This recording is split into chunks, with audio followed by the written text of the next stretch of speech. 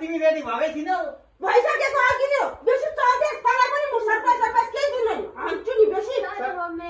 Surprise चाहिन्छ surprise चाहिँदैन त्योबाट आयो छिटछिटो गरिन अब जुत्ता लगाएर हिँड्ने अब जुत्ता लगाएर त चलिँदैन जुत्ता लगाउन सक्दैनौ त्यो अघि मिलाएको मैले सबै बिगारिसक्यो यो बाउ छोरा त नि के भन्नु अब त्यस्तै हो अब यसो जानु पर्छ उहाँबाट अब यसलाई सरप्राइज दिएर पुरा रिसे उठेर होस्टेलबाट आएको अनि एकछिन खेल्न दिनुहुन्न बाबा होस्टेलबाट आएको लुगा हेर्न त साथीहरु होस्टेलबाट आएको लुगा यहाँबाट उहाँसम्म खिचाइदिएको छ उहाँबाट खिचाइदिएको छ उहाँसम्म होस्टेलमा त सबै आफै पट्याएर राख्ने आफै गर्ने यहाँ चाहिँ नानी भइहाल्यो आउनु बित्तिकै उहाँ त झाडु मार्न उ गर्न सबै काम त्यही भएर त आफ्नो काम त आफै गर्नु पर्दैन सबै लथालिङ पारेर यहाँ बाउ छोरा अब गर्दै चलिरहनु रिसै उठेर आउँछ म त बाउ छोरालाई नि त्यो सरप्राइज चाहिन्छ कि चाहिँदैन चाहिन्छ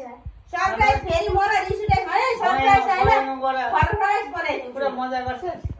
के गर्छस् मजा गर्छु कहाँ जाने लु भन् कहाँ जाने युनिभर्सलमा जाने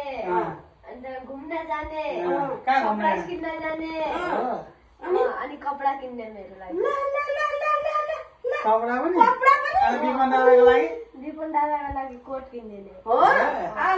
उसको त सरप्राइज छैन तेरो लागि मात्रै सरप्राइज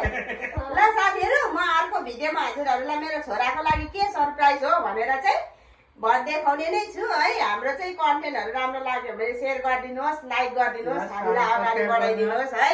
साथीहरु बाइ बाइ नमस्ते।